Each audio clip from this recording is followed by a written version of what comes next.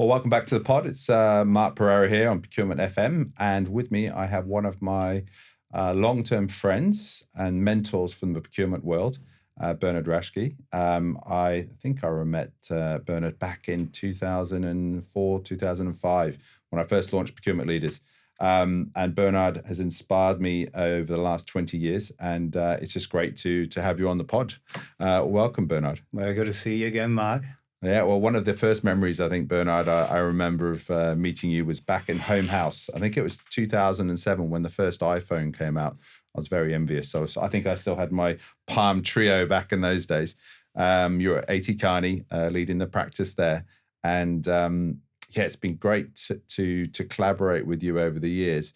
But maybe you can bring everyone up to date on your careers, well, I guess pre-Kearney, but also to now, because you've stayed in the space, but also gone out and taken lots of different roles. So maybe a quick overview of your career, Bernhard. Well, thanks, Mark, first of all, for having me today.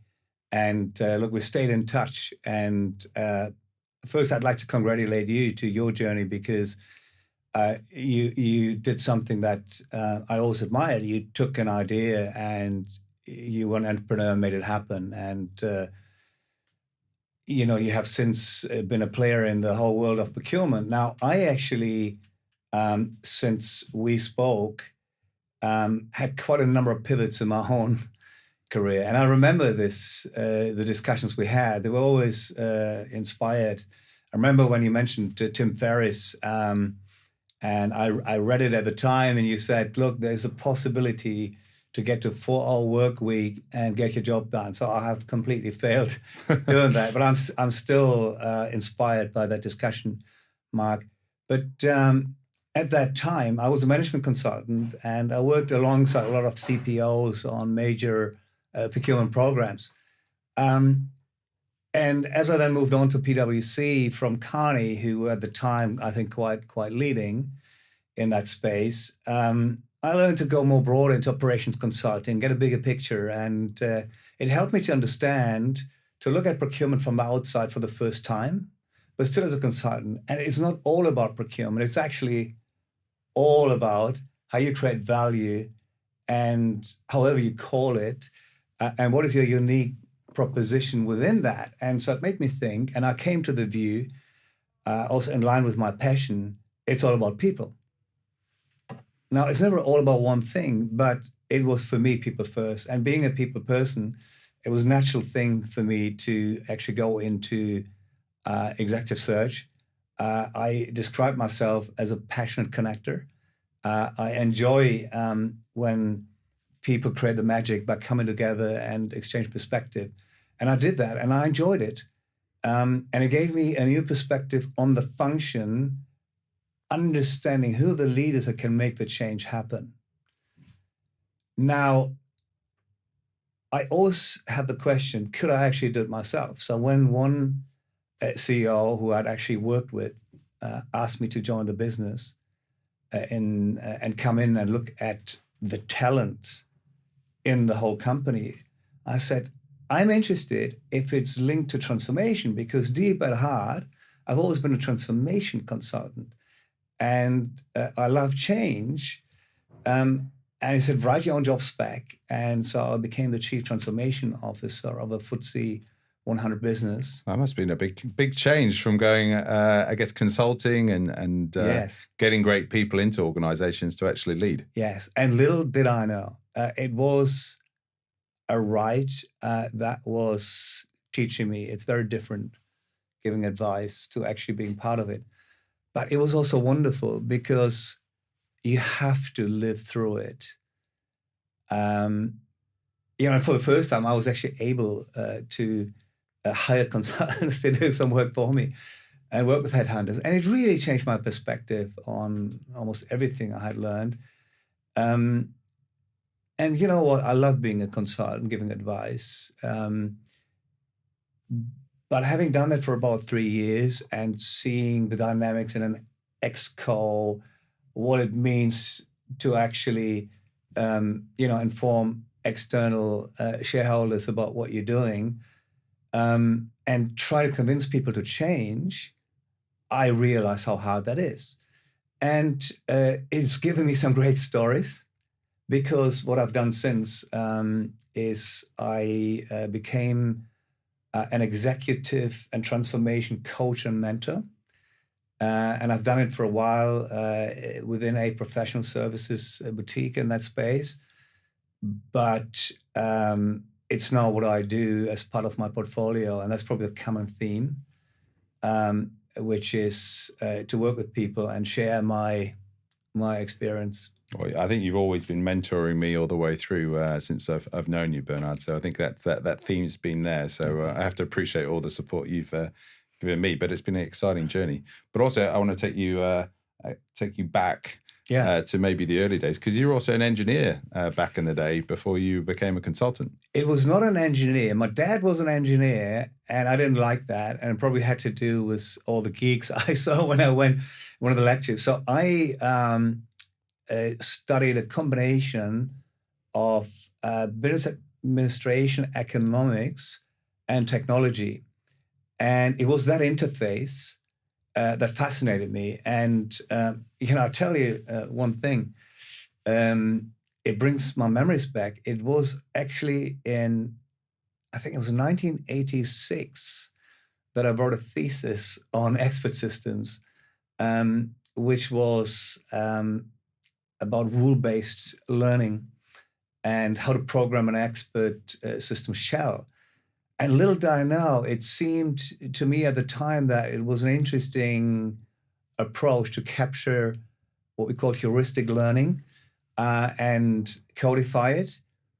But it's all full circle. And in that way, maybe there was some destiny that makes me kind of very curious now to kind of re-engage on that topic. Well, I think it definitely fits into today's topic. We'll be talking about leadership, procurement, and AI. So I think it sets us up really nicely. So Bernhard, what I'd really like to do is kind of zoom out from what's going on in the world. We've got some crazy geopolitical stuff going out. I had a session yesterday with a great mind talking about what's going on in the world, and I'm not sure anyone can truly work out what's there. But also, let's zoom out and look at the procurement function, the evolution of it from probably a cost engine to being something different. So maybe you can give your view on where we are in the world and where you see procurement from a wide lens. Yes. Wow. Where to start, Mark? I mean, first of all, right, what's happening now seems to be a complete whirlwind. When I was thinking about our discussion, I thought it's about riding a wave. Well, is it? It feels like holding a tiger by the tail. But I think it's clear, right? Almost everything seems possible. Everything seems at the same time unclear. Trying to find patterns in that kind of world is very unclear. And everything has a filter overlaid of social media. And it's very hard to know where the truth is. And I think that actually what we see, for example, just on the tariffs, which was, I think, from a procurement point of view, one of the mega challenges, I think brings to life what this actually means going forward. Just imagine, right? You have, as one of my clients, is a CEO who has a business that has about 350,000 SKUs. Now imagine these things come from China on a ship, and they now had to several times adjust the pricing and the inventory for all these entities. I mean, he could deploy a whole army to do so. Imagine you have stuff sitting in a harbor, and you might still be able to reroute it through Mexico to not pay the tariffs. I mean, the complexity of that alone. And having human dealing with the problems, I think gives you a sense of the challenge. That's crazy. I don't know how companies are achieving this, setting the prices and knowing what's coming around. I guess they have all these bonded warehouses in Mexico now. They seem to be trying to get them there and hoping the tariffs would change. But complexity on that. So how do companies start dealing with that? With the CEO, it must be not many nights that you can sleep well. Well, I think the first thing is exactly that point, is you have to know everyone in the same boat, and you have to learn to manage yourself and deal with that stress. And I always start there. That's probably the kind of coach and mentor in me, because everything is about self-leadership in the first way. And then you got to assess, and look for patterns. So in this particular case, I think it is to just making sure that, you stay out of jail, and then you try to cope as good as you can, and you deploy technology. And in fact, artificial intelligence is one of those major enablers to cope with these changes and figure out a way forward and make sense of data in a way we haven't been able in the past. Yeah, I guess we all talked about our companies be data-driven over the last 10 years, but now with the AI sitting on top of the data, I guess it gives us insight and foresight and maybe proactive actions that we can take as well. I think that's it, Mark. It's going from data to information to insights and turning that into better decisions. But then also, given the short life cycles, we want to get real-time feedback. And that is, in my view, what makes AI so exciting, and will allow, particularly for procurement leaders who are, willing and able to embrace what is possible, to change the game and reimagine procurement rather than being worried that it gets replaced or incrementally improve it. Yeah, I guess, when I speak to different people, they look at AI and the change of it coming in different horizons. I think a lot of people think it may still be a bit of a toy and nice to have, but it seems to be coming at a lot of pace, and then that's coming from different functions in the organizations, but also we see it from some of the McKinsey data that the CEOs now see with agentic workflows or agentic agents. We hear about AI all the time, but it's not always natural for procurement leaders to be innovators and early adopters for this technology. But we see the likes of McKinsey talking about how CEOs are now seeing agentic workflows and agents making decisions actually a core part of how they're rewiring an organization. What's your view from the CPOs? I mean, some of them are looking at a medium-term horizon to invest in this and take it forward. But, do they have time to wait? No. My very strong view is definitely not. I think you have to engage with it. No one knows how fast it's going to come. Is it a wave? Is it a whirlwind? Is it a tsunami? But I think the only way you will find out what it might be is that you actively engage with it. And I think what you also need to do is you got to change your perspective, because otherwise you become one of those people who thought the world is flat because they just couldn't see what's out there. And I think this goes beyond what we can imagine. It's different in so many ways. So what do you do when you kind of don't know what to do? Well, first of all, you change perspective.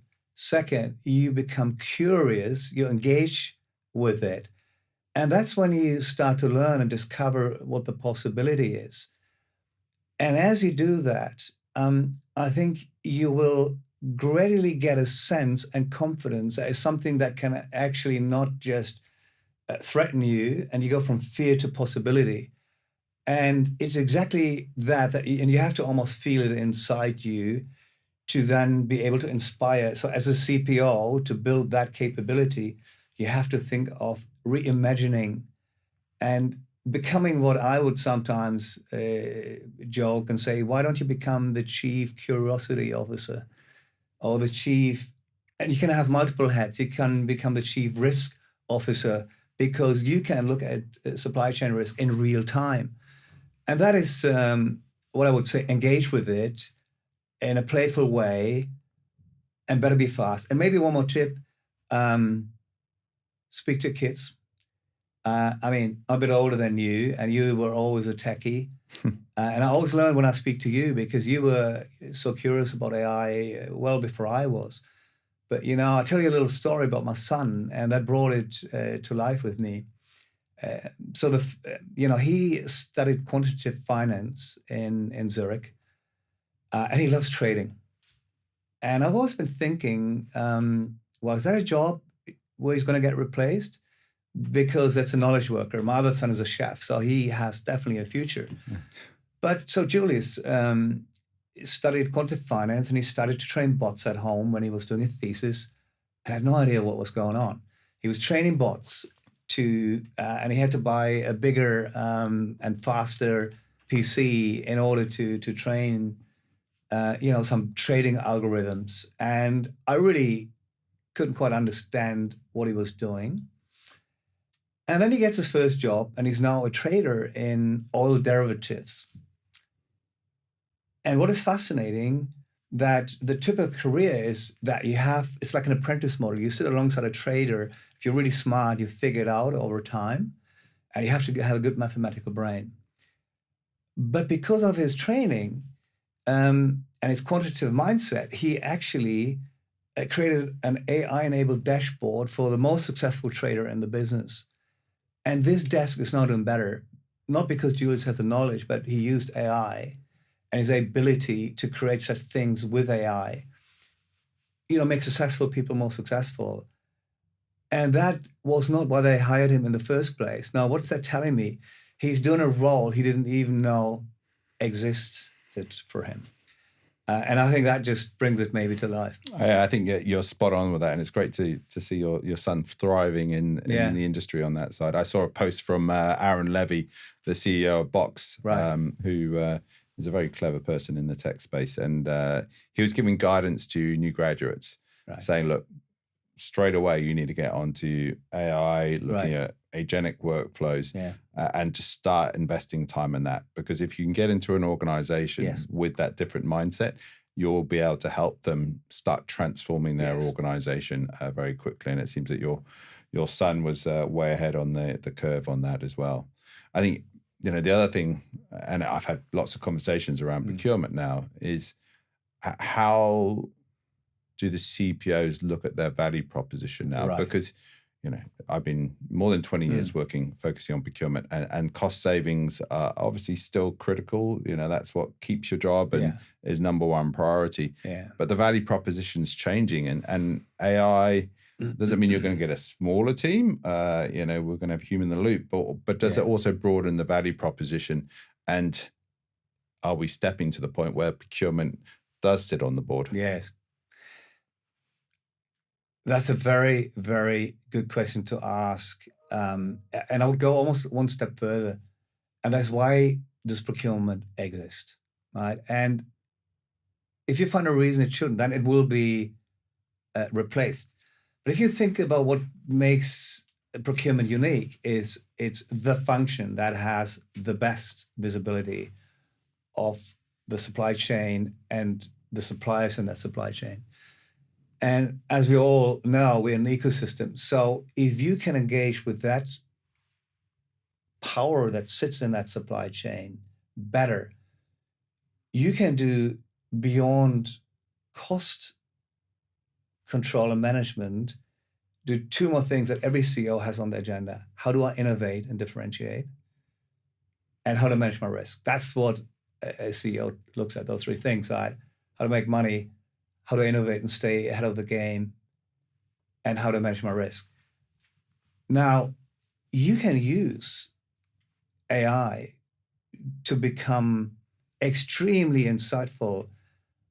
And you can have, for example, an AI system to look at risks such as weather changes in real time and predict supplier failures well before anyone else can.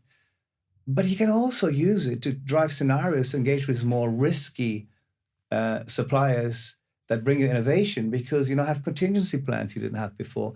So it's that kind of trade-off that you can now do and run scenarios and then use it to make better decisions. Yeah, it's one of those topics that Mark Engel, a good friend and another mentor of mine, I caught up for breakfast with him, and actually we're going to get him on the pod very soon. And he was always very strong about the supplier collaboration and innovation. You know, how do we create the ecosystems, the supplier ecosystems for the future? Unilever were saying 70% of their innovations and new products were coming through from their supply chain. Right. But a lot of procurement leaders can't dedicate the resources to maintaining those supplier relationships and the innovation projects because savings per FTE from some large consultancies was a large benchmark on that. I think they're changing now. But I also think this is where AI comes in. But firstly, to maybe support the category manager who seems to get most of the programs, activity to them. But actually, some of the stuff is automated for them then to bring out the human interaction, whilst being empowered by the AI as well. Yeah. I think that's part of the new operating model where we should look at our team and capability, which is a combination of human and the AI agents. Would you kind of agree on that? 100%. And, to build on the interface between technology and humans and operating model, that is exactly what we need to think about. Is the operating model of today built on incremental improvement of what I've been doing in the past, or is it to reimagine and start with a mindset of what if I built the function with AI really being the starting point, and then what is a human unique thing that I put on top that I cannot trust AI to do as good as we can? Now, what makes human unique compared to AI? And I think it's all the soft stuff. So creativity is one of those things. You can use AI, obviously, to discover a pattern and increase productivity. But ultimately, it's about things like gut feel. Who can model this? You can argue that humans run on an algorithm, but no one has been able to identify and decode what happens inside us when we make decisions. For example, being faced with threats. There's so many complex systems that are running. And I think we're still far away from being replaced completely by robots. So I think it is really focusing on that unique element. And let's also not forget, procurement is very much a relational function. It creates bridges between your business and your suppliers, but ultimately it needs to start with the customer in mind. So we build relationships as humans, and if you power this with the capabilities of an AI, you could do things that were unthinkable. I think it's a great point there. So one thing I'd really be interested, Bernhard, is as we've talked about, this change with AI, procurement, the new value proposition, there's a critical part on this. Is the CPO's role with the CEO. Now, you've got a unique position that you've guided CPOs, but also guided CEOs on this journey.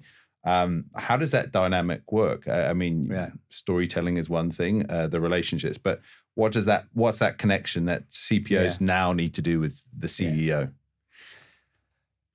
That is a question I've been thinking a lot about because, procurement always said we want to have a seat at the table. Now, depending on the industry, procurement doesn't always have a seat at the table. In automotive, it's a given because of the significance, that procurement has always been holding. But in other industries like services, et cetera, that might not be the case. So I won't just be focused on the CEO, but wherever you sit, you will need ultimately the CEO's ear, right? You might get there through the CFO or the COO. So now you have to think about what are they interested in? And you got to change perspective, right? Here we are again. It's about what are they worried about? And I always have the view that procurement needs to know more about the business than the business needs to know about procurement. Now you can become an expert and think about the business in a way that even the CEO might not have thought about. And if you become a good storyteller and you might create a pilot that everyone talks about, the CEO might actually reach out to you, which is actually what happened to my son. When, he had this impact, the CEO said, I want to get to know this young man who seems to have a completely different way of coming in and making a difference. So you create pull. Yeah. You create pull. I think that's what you need to do.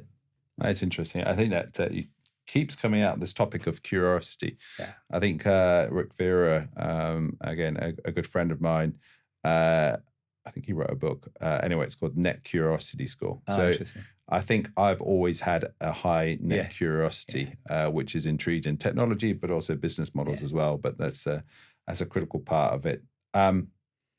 Actually, you reminded me of a book that I read and inspired me as well. I think it's called the Phoenix Project. It was about someone working in a manufacturing organization, and it was all around Lean Six Sigma kind of approach. And understanding the handover between different functions and so forth, and how the technical team and the production team were basically throwing grenades at each other as they had their internal battles. And that's the first half of the book, that they actually came together and said, we need to work together to make this work rather than argue. The second half of the book was they went to the CFO and said, look, we've sorted ourselves out. We've got a new way of doing it. But then they asked the question, what are your priorities? And he turned over a piece of paper and then talked about the revenue growth, the innovation and everything like that. And they realized, yes, we had created a really nice lean manufacturing process, but actually the key thing he wanted, growth and innovation. Right. And then the kind of the light bulb came to them about what else can we do. And it seems a little bit like that around procurement. If we really know what the business is trying to achieve, and maybe we can use AI to help us connect the dots of the information. Indeed. Whether it's bring innovation, or how do we drive the sustainability agenda to change into more sustainable products that we can unlock what's in the CEO's mind on that as well. Yes. So a lot of CPOs, procurement leaders, their bread and butter has been savings. Yeah. Now we talked about how AI is coming through, how we deal with the CEO, but how do CPOs break away from the savings focus and the current operating model? Because it seems that there's a big change coming. Yeah. Is that obsolete, or is there some sort of evolution that needs to go on in the head of the procurement leaders as well? Look, Mark, I think, to be fair, the best CPOs out there, they already have fully jumped on the topics of innovation. In some cases, they have become actually the leader for the corporation around sustainability, and that often links closely to risk. So it's not new, and it's definitely a trend, but how to really move the needle in your role as CPO. And what I would say is continue to deliver and focus on the bottom line, because that gives you the entry ticket. But if you want to have the ear of the CEO, you got to think and talk like a CEO, first of all. And in order to do that, you got to be curious and try to understand and find an angle, thinking about the uniqueness that you have and leveraging, in this case, the power of the supply base. Because that ecosystem and understanding what's happening down the supply chain from tier 1, 2, and 3, and create a dialogue that creates value for your customers, helping the CEO to understand what an ecosystem configuration could look like differently, getting a new way of addressing risk and sharing it with the supply base. That is where I think the real music starts. And to start and get credibility in that space, I'd suggest start somewhere, focus, and really think with an AI mindset first and say, what are those activities that if I started with AI, I would do completely differently? And you will not discover it by thinking about the past. You'll have to experiment, and it's an action learning mindset. And I would actually recommend to go back to the time when you were a child, because how do children learn? They naturally curious. And when they fall down, you don't say they fail, they just learn to walk.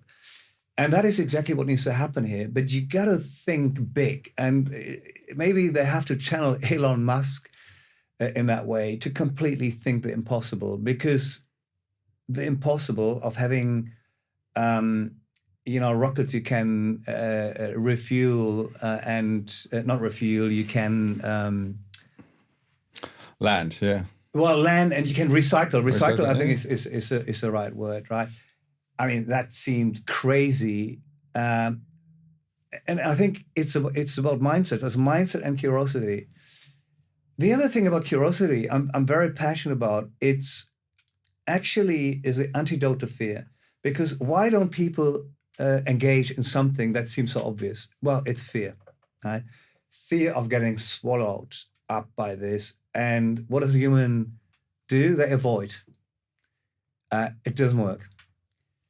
I would rather introduce an analogy of becoming a surfer dude, right? And I can see you smiling because that is a fun picture, but it's a riding the wave. And think of it that way. You ride the wave as long as you can, and you try to get ready for the next wave.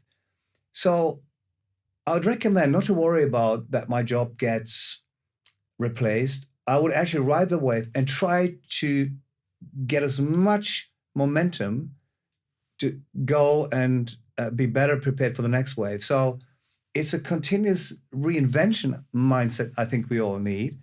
And with that, you can't really fail, right? And so you go back to the child analogy. So yeah, I think Chief Curiosity Officer is what will help.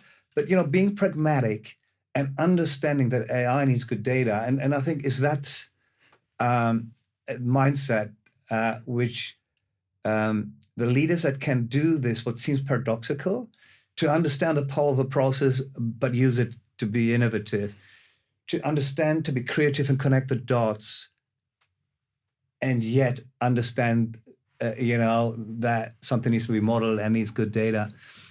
Yeah, so I think it is is that. Procurement leaders need to be surfers of Surfer the future. No, I think it's right. With a child mindset. Indeed. I mean, I guess I wish I'd started surfing at a younger age, because I'd probably ended up a better one. I was never a great surfer, but I like the analogy of riding the next wave, and we're definitely coming to that new wave. But you have to start it. Yeah. So on that, I'm going to give you a bit of a challenging question now, Bernhard. If you look forward and you were to give advice to a procurement leader, maybe going into their first procurement role, or you're hiring a CPO to a CEO, what does that CPO role look like if you're looking at 2030, 2035? Right. I mean, you've advised around recruiting. Yeah. What's the profile now? If top CEO comes to you today, I need a procurement leader in that role. How would you describe?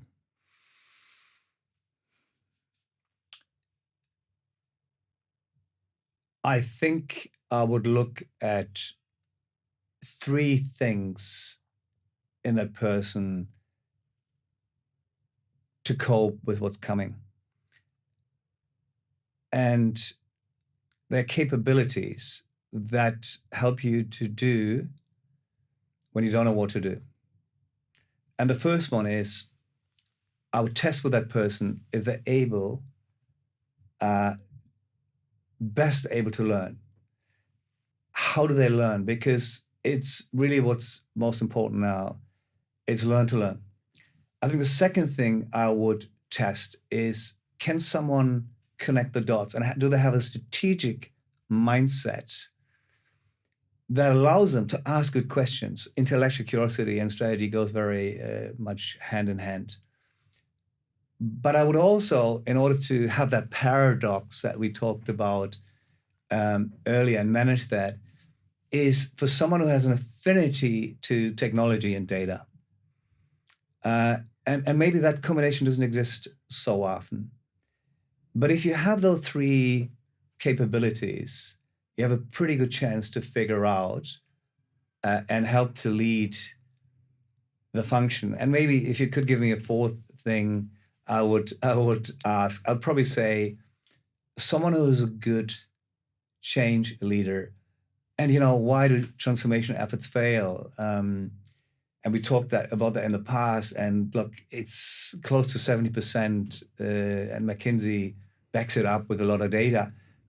It's often done to people. It's often done because people are fearful. Who likes change?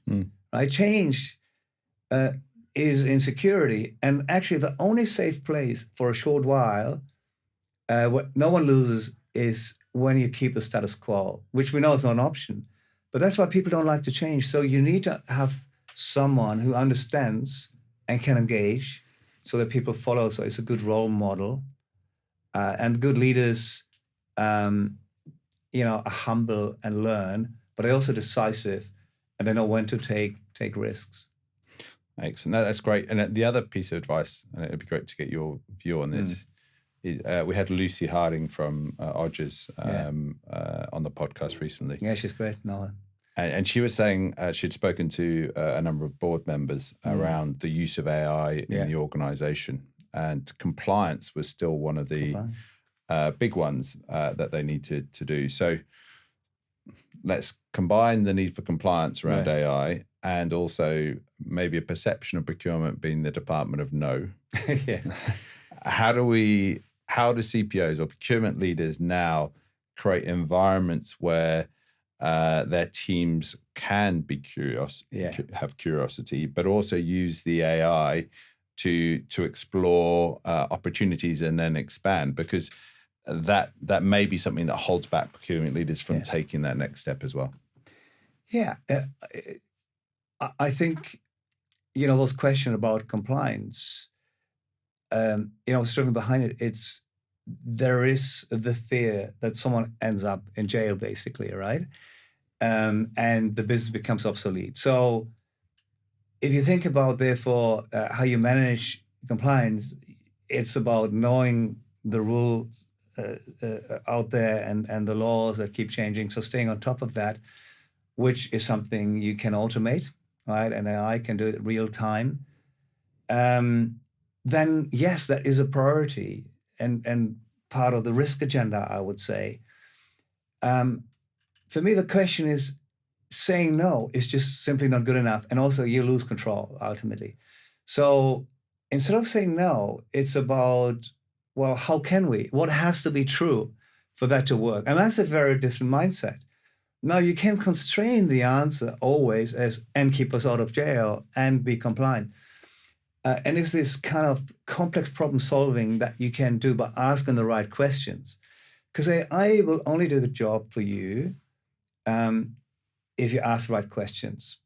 And that's certainly about Jen and I, right? And those systems that are completely autonomous, you have a human being on top that can judge. And therefore, you probably need new roles of someone who's doing nothing else but thinking about continuously, does it make sense? Is my gut feeling telling me this makes sense? And so I think, another way to look at it is, it's a tyranny of the word or. It's not either or, it's and. Mark, it's all about and. Yeah. And I think AI is enabling you to do that. It's doing the right trade-offs, but how could you do both? Excellent. I think it's a fascinating part because it's something that everyone's challenged to do to make the next step. So we talked about the future procurement role for the procurement leaders role, but as you look at talent as a whole, the teams that in the procurement function, any advice on how you should look at talent as you hire them in or look to transform them in the business today as well? I think my starting point would be based on the assumption that the role that exists today might not exist tomorrow. And therefore, you can't really start with that. So you have to start almost with a capability of the people that you need. And I would differentiate between things that you can develop and things that you have to recruit because, do people have certain characteristics? And that's not much different than to what we used to do in consulting back at the day. So we would always interview for potential, and we knew what it was that someone could be, taught and can learn. And therefore, what I think a CPO ought to do is to think about that operating model where the roles continuously shift and bring people in that have a combination of very good analytics with great soft skill and intellectual curiosity. And if you test that, that means you're hiring on potential rather than on experience, which is what we tend to do very often.